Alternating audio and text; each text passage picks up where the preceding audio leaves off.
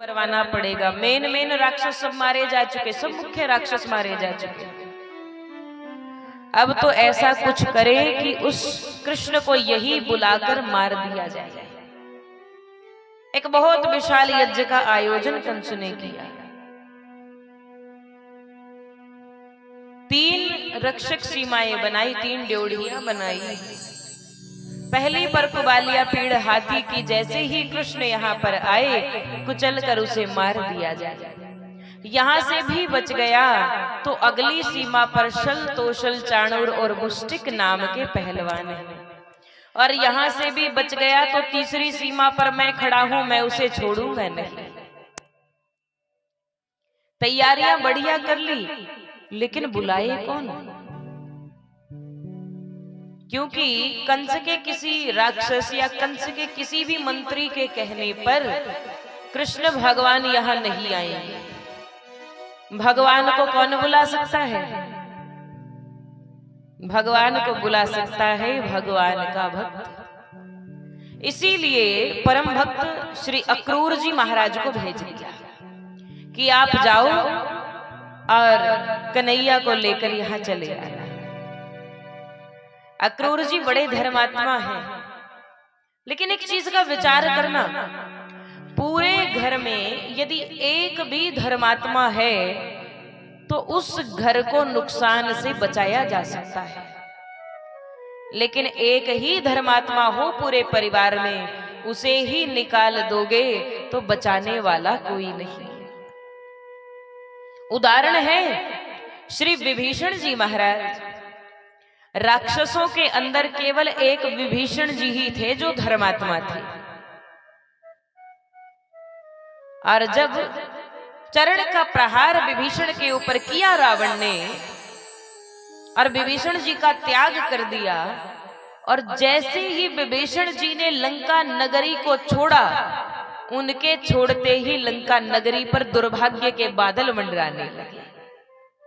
दूसरा उदाहरण, यादव वंश का भी नाश हुआ तब जब एकमात्र सर्वश्रेष्ठ भक्त श्री अक्रूर जी को उन्होंने त्याग दिया। जब अक्रूर जी चले गए ना, तो यादवों के ऊपर भी ये बादल मंडराने लगे जो उनके दुर्भाग्य से परिपूर्ण है। तो इसीलिए कहते हैं घर में कोई धर्मात्मा हो उसे घर से निकालो मत, उसकी सेवा करो, क्योंकि उसी के कारण हम संकटों से बचे हुए हैं। बोलो ना गोविंद भगवान की जय हो। अब तो अक्रूर जी को भेज दिया। अक्रूर जी महाराज लाला को लेने के लिए वृंदावन आई। पहले तो लल्ला गोकुल में रहते थे, लेकिन राक्षसों का आक्रमण जब ज्यादा होने लगा तो गोकुल छोड़कर भगवान वृंदावन में वास करने लगे। इसीलिए तो बन गए हैं वृंदावन बिहारी। बोलो न श्री वृंदावन बिहारी लाल की जय हो। अक्रूर जी पहुंचे और नंदराय जी से बोले कि आपके कृष्ण और बलराम जी को लेने में आया है, कंस महाराज का बुलावा है। अब चिंता तो नंदराय जी को भी हो रही है कि मुझे नहीं बुलाया, लल्ला को बुलाया, कोई ना कोई कारण तो है। लेकिन आज्ञा टाल नहीं सकते, कंस राजा है। अब तो महाराज नंदराय जी कहने लगे कि ऐसा है, हम कल चलेंगे सभी मिलकर। लाला अपनी माता से पूछने के लिए गए, मैया मैं मथुरा नगरी देखने जाऊं? माता कहती, लल्ला तू शाम तक जब नहीं लौटता तो मुझे चिंता हो जाती है। तू मथुरा जाएगा तो मेरा मन नहीं लगेगा। अरे मैया मैंने सुना मथुरा नगरी बड़ी सुंदर है, एक बार देख तो लूं। क्या आप अपने लाला की खुशी भी नहीं चाहते? मुझे नगरी देखकर बड़ी खुशी होगी। मैया कहती, लाला तुझसे बढ़कर मेरे लिए खुशी है ही क्या, कोई बात नहीं तुम चले जाना। लेकिन उन माता को ये नहीं पता था कि भगवान लौटकर आएंगे नहीं। भगवान अपनी माता से कितने समय के बाद मिले? कुरुक्षेत्र मिलन लीला में बताया जाता है भगवान 115 साल के बाद जसोदा मैया से मिले। अब कई लोग तो इसमें भी संशय करते, महाराज जी इतनी लंबी जिंदगी, बिल्कुल होती है, क्योंकि वो योग योगेश्वर भगवान कृष्ण है, परम योगी, योगियों में भी सर्वश्रेष्ठ। हम इतनी सी बात तो जानते हैं कि वो पैजनिया पहनते, ठुमकते, नाचते, सबका मन मोहते, लेकिन उनके योगेश्वर स्वरूप का भी ध्यान होना चाहिए। वो ऐसा विराट स्वरूप धारण करते हैं जिसमें सारा संसार, क्या सारा ब्रह्मांड समा जाए तो भी वो ब्रह्मांड भगवान के गुणों की बराबरी नहीं कर सकता। कितने ही योगी जन तपस्या करते हैं और कहते हैं हम परम तत्व को पा लेंगे, हमने भगवान को जान लिया, लेकिन भगवान को कोई जान नहीं सकता। भगवान स्वयं कहते हैं, गीता जी के 10वें अध्याय 2 श्लोक में वर्णन आता है, न मे विदुः सुरगणः प्रभवम न महर्षयः अहम आदरहि देवानाम महर्षिणाम च सर्वशः। भगवान कहते हैं देवता और महर्षि गण भी मेरी उत्पत्ति को नहीं जान सकते, क्योंकि सब प्रकार से इनकी उत्पत्ति का कारण मैं हूं। भगवान ने सबको बनाया। माँ अपने बच्चे के बारे में जानती है, लेकिन बच्चा अपनी माता के पूरे जीवन के बारे में नहीं जान सकता। इसीलिए कहते भगवान को जानना संभव नहीं है, लेकिन जब वो अपनी लीला प्रकट करना चाहे, जब वो अपने रूप का ज्ञान देना चाहे, तो एक क्षण में दिव्य चक्षु प्रदान कर देते हैं और ज्ञान हो जाता है।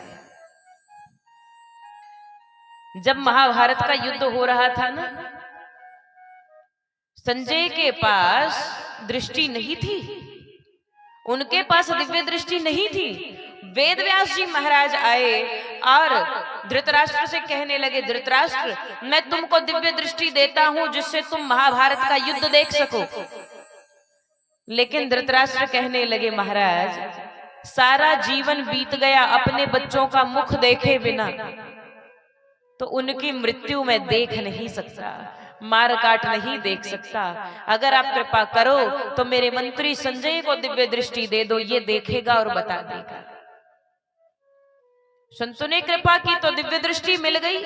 दूसरी ओर भगवान ने अर्जुन के ऊपर कृपा की तो अर्जुन को दिव्य दृष्टि मिल गई। भगवान यदि चाहे तो अपना ज्ञान दे सकते हैं, उनके कृपा के बिना ज्ञान मिलना दुर्लभ है। बोलो गोविंद भगवान की जय हो। अब तो अक्रूर जी के संग गोविंद भगवान, बालभद्र भगवान, नंदराय जी और कुछ एक ग्वाल बाल, श्रीदामा, सुमत, मधुमंगल इत्यादि सब तैयार हो गए रथ पर सवार। जैसे ही चलने लगे, श्यामा गैया रोने लगी, भगवान आज मुझसे मिले बिना चले जा रहे हो। गोविंद भगवान कहने लगे, नहीं नहीं मैया, भूला नहीं हूं, मैं तो आ ही रहा था आपके पास। अपनी गैया से गले मिलकर बड़ा प्रेम करते भगवान। अब तो फिर रथ पर सवार हुए। गोपियों को पता लगा भगवान जा रहे हैं और समस्त गोपियां रथ के आगे लेट गई। भगवान ने सबको खड़ा किया कि उठ जाओ, अपने प्रेमी के रास्ते में बाधा नहीं बनना चाहिए। अरे प्रेमी का कर्तव्य होता है कि जिससे वो प्रेम करे उसे उसके कर्तव्य की याद दिलाए। प्रेम का स्वरूप यही है कि जिससे प्रेम करो उसके दिमाग में ये डालकर रखो कि जिम्मेदारी निभाओ, कर्तव्य निभाओ, मर्यादा से जीवन जियो। प्रेम का स्वरूप भगवान के प्रेम के समान होना चाहिए। प्रेम का स्वरूप व्यभिचार से भरा नहीं होना चाहिए। अब ज्ञान प्रदान किया तो गोपियां भी खड़ी हो गई, भगवान को देखकर रो रही हैं, लेकिन हाथ जोड़कर कहती, कन्हैया आज बाधा नहीं बनेगी। राधा जी भी सामने आई। भगवान बोले, राधा तुम तो मेरी राधा हो, मेरे मार्ग की बाधा नहीं। और राधा जी भगवान से अलग थोड़ी ही, भगवान की लीला शक्ति है, चाहे राधा कहो या कृष्ण, बात एक ही है। बोलो ना गोविंद भगवान की जय हो, श्री राधा वल्लभ लाल की जय हो। अब तो गोविंद भगवान मथुरा नगरी के पास आ गए। नंदराय जी बोले, लल्ला मैं कंस से मिलकर आता हूं, तुम इतना इंतजार करो। लल्ला बोले, बाबा इतनी देर क्या करेंगे, मथुरा नगरी घूम आते हैं। लाला निकले नगरी घूमने के लिए, ग्वाल बाल संग लिए, बलराम जी को बालभद्र भगवान को संग लिए चले जा रहे। रास्ते में एक धोबी आया, धोबी से बोले भैया क्या लेकर जा रहे हो? धोबी कहता कंस महाराज के राजसी वस्त्र हैं, एक आध वस्त्र हमें भी दे दो भैया, हमने सुना राजाओं के कपड़े बड़े रेशमी होते, बड़े सुंदर सुंदर होते, एक आध हमको भी दे दो। अब तो धोबी बोला ऐसा है तुम जैसे भिखमंगों को नहीं देंगे, ये कंस महाराज के कपड़े हैं। भगवान को क्रोध आया कि हमसे ऐसे बात करते हो, और ऐसी धोबी पछाड़ दई धोबी को कि उसका भी हो गया गोविंदाय नमो नमः। धोबी का उद्धार किया, वस्त्र इत्यादि सब लूट लिए। 11 वर्ष के ठाकुर जी, इतना बड़ा राक्षस कंस, उसका कपड़ा पहन के चल रहा। अब सोच कर देखो, कोई 11 साल का बच्चा अपने पिताजी का कुर्ता पहन ले, कैसा लगेगा? बाजुएं लटक रही, ऐसे लटका रहे भगवान और चले जा रहे मथुरा की गलियों में। दर्जी ने देखा, हंसने लगा, भगवान क्या रूप बनाया, लाओ मैं इसे काट छाट के ठीक कर दूं। नाप के कपड़े बनाए, भगवान का श्रृंगार किया, भोग लगाया। अब तो दर्जी पर प्रसन्न हो गए भगवान कि जाओ तुम दिन दुगनी रात चौगुनी उन्नति करो। और आज भी देख लेना, कपड़ा चाहे सस्ता हो लेकिन सिलाई जितनी लगती उतनी लगेगी। सिलाई 1000 रुपया 1000 ही लगेगी, कपड़ा चाहे 500 का ले जाओ। ये भगवान की कृपा है दर्जी पे। अब तो भगवान बोले कि बलदाऊ श्रृंगार अधूरा है, चंदन नहीं मिला। इतने में चंदन की सुगंध आई, और ये कुब्जा का चंदन है, पूरे नगर भर में कुब्जा से बढ़िया चंदन नहीं बना सकता कोई। और कंस के लिए चंदन भी यही बनाती है। कुबड़ी है, कुरूप है, भद्दा स्वरूप, उसका मुख बड़ा ही बदसूरत है। कोई देखता नहीं, लेकिन देख लेता है तो उसका मजाक उड़ाता है, बच्चे उसका मजाक उड़ाते हैं। इसलिए छुप छुप कर चली जा रही थी, भगवान ने घेर लिया। आगे से आए और कहने लगे सुंदरी कहाँ चली जा रही हो? अब तो कुब्जा क्रोधित हो गई, मेरा मजाक उड़ाते हो। अब सोच के देखना, एक बार ऐसी घटना हो गई, 2 हकले इकट्ठे हो गए, बाय चांस उनको पता नहीं था।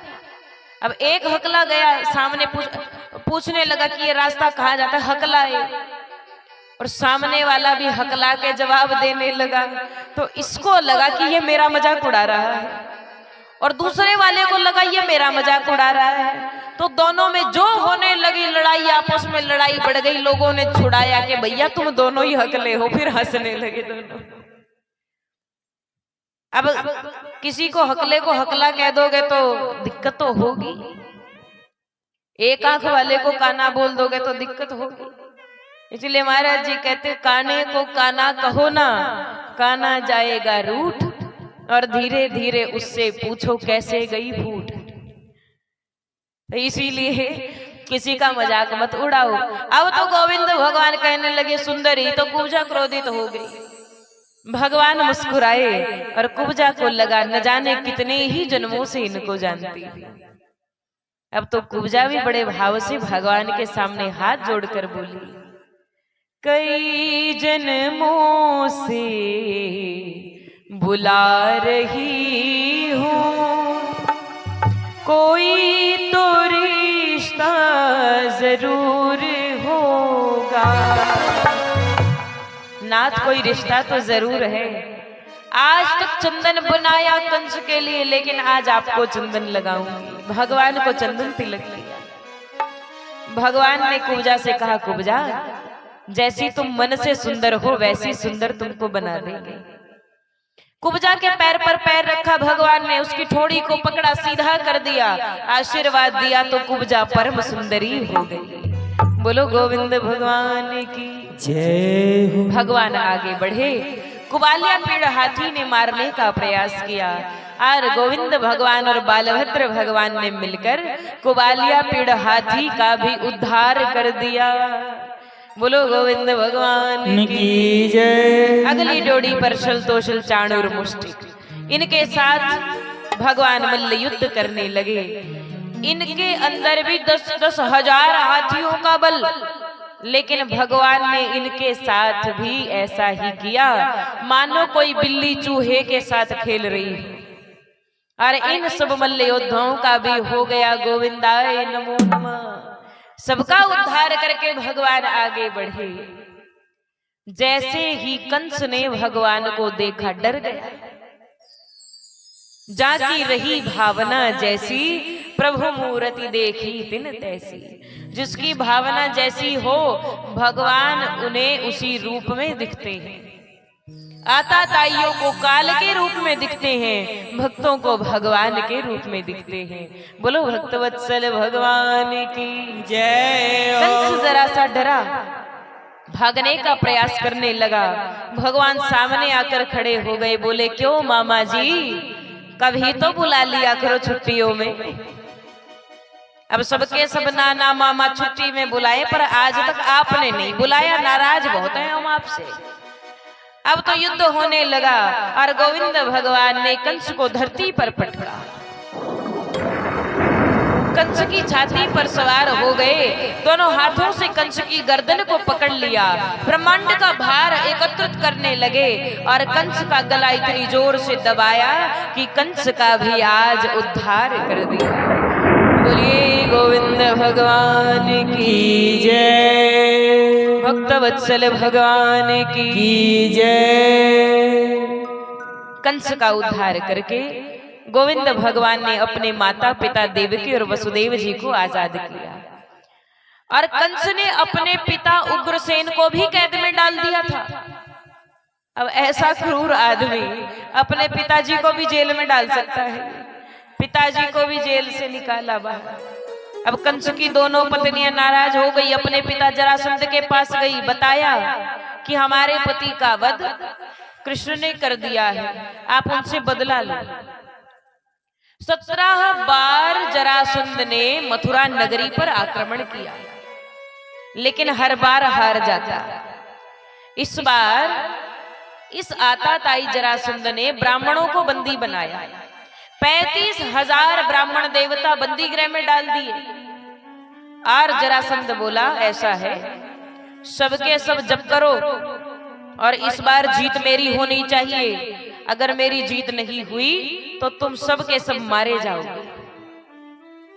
और इतना तो होना ही चाहिए कि वो कृष्ण मुझसे डरकर युद्ध भूमि छोड़कर भाग जाए। अब तो सबके सब भगवान से प्रार्थना करते। जरासंध गया कालियवन को लेकर आक्रमण करने।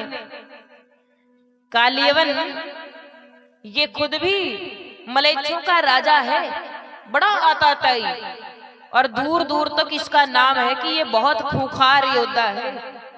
अब तो कालियवन जरासंध से मिल गया और युद्ध करने के लिए चल पड़ा। मथुरा नगरी पर आक्रमण की तैयारी। गोविंद भगवान और बालभद्र भगवान सामने खड़े।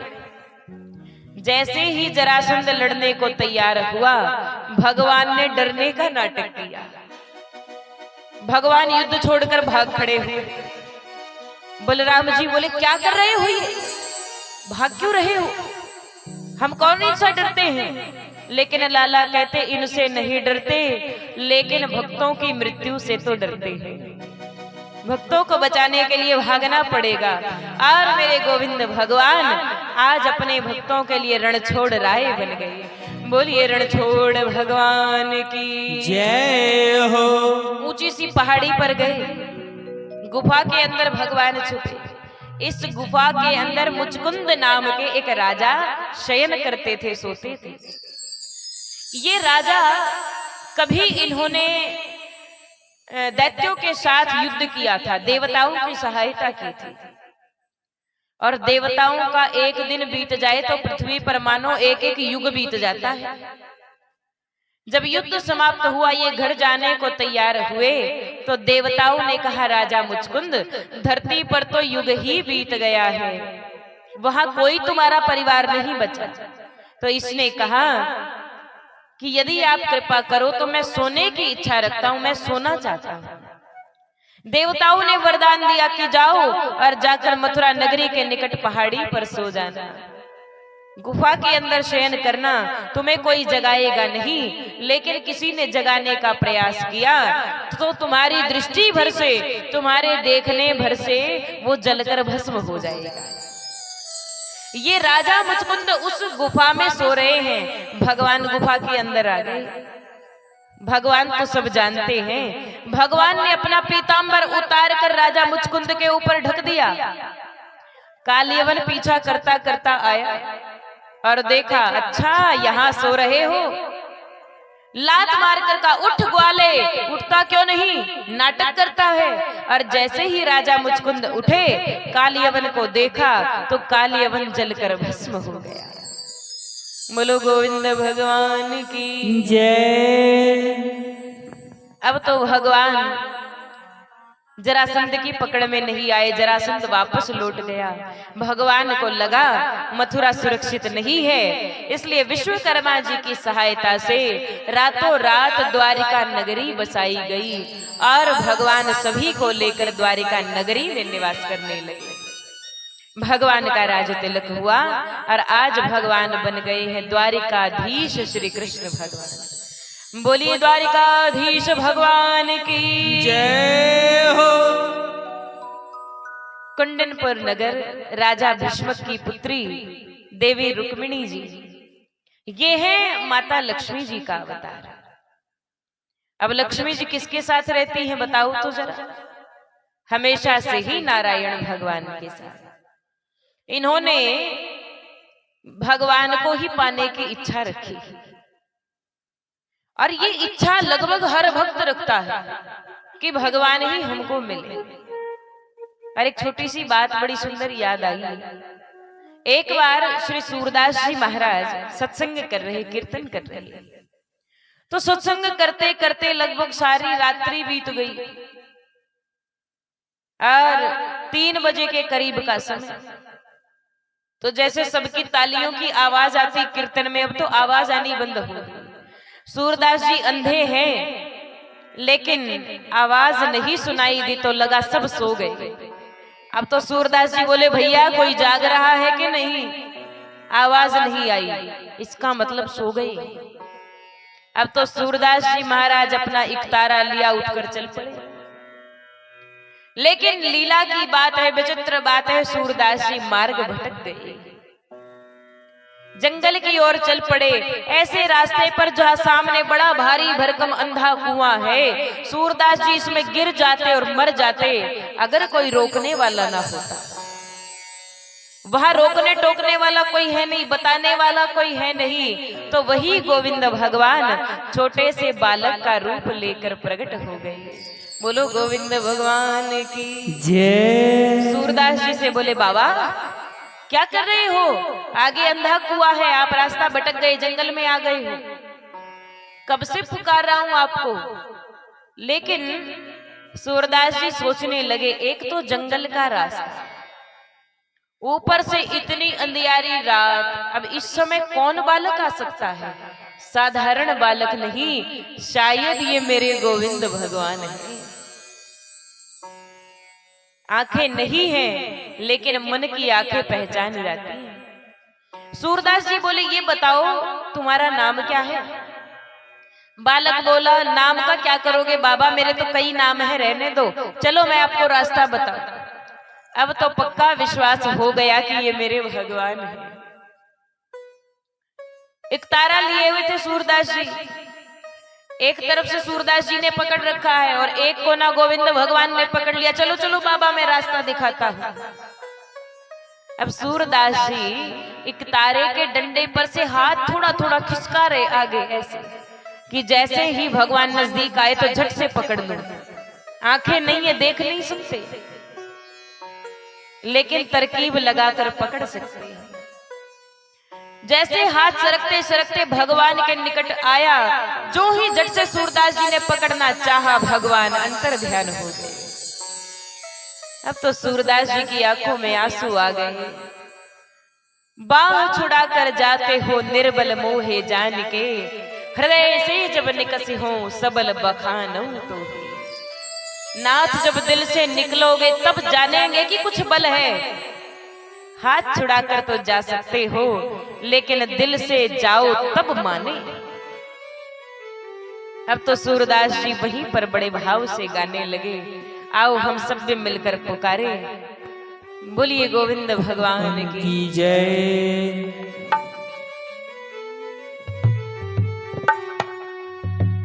कब हो मिलोगे दीनानाथ हमारे, नाथ हमारे, नाथ हमारे, कब हो